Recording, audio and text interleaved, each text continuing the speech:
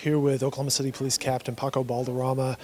Sir, what did you guys learn this morning when you went out to the incident involving the automobile? Sure.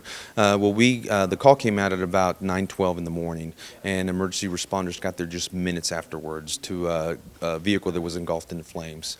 According to our investigators, at this point, this is what we know: the vehicle, which was a 2013 Chevy Tahoe, was traveling northbound on Midwest Boulevard. This is way up north, just south of Memorial, south of the Turner Turnpike, I-44. The vehicle went left of center after traveling northbound, went off-road and collided into the west embankment of I-44 under the overpass at a high rate of speed. The vehicle then immediately engulfed in flames, and unfortunately the lone occupant, who was identified as Mr. Aubrey McClendon, did not survive the wreck. He was the driver. At this point in time, we have to try to recreate the accident, determine what happened, but according to our investigators, it's pretty cut and dry as far as the events.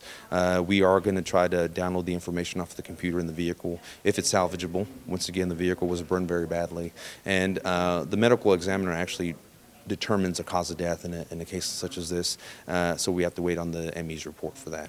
And that was one of my questions for you, is what's one of the next steps in determining the cause of the wreck, but that is getting the information from the vehicle. Sure. We do believe that speed was a factor in the not just the collision, but also in the fatality. So there's a lot of unknowns. We don't know if he had a medical episode prior to the accident, whether it was intentional.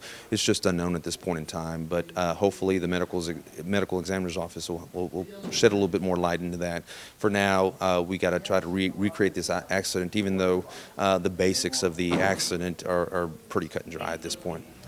Captain, gruesome question for you, but the process of identification, was it visual plus perhaps some ID on the body? Well, we did make contact. Actually, his security team made contact with us because Mr. McClendon was missing. So that, in combination with the vehicle, a partial tag, we were able to determine that it was in fact him, and then appropriate notification was made after that.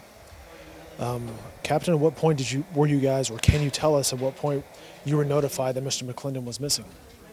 I don't have the exact time. I can tell you that it was around 10 a.m., a little bit after that, and that's when we started putting two and two together, compare the vehicle description to Mr. McClendon's vehicle, and it became pretty clear that it was in fact him.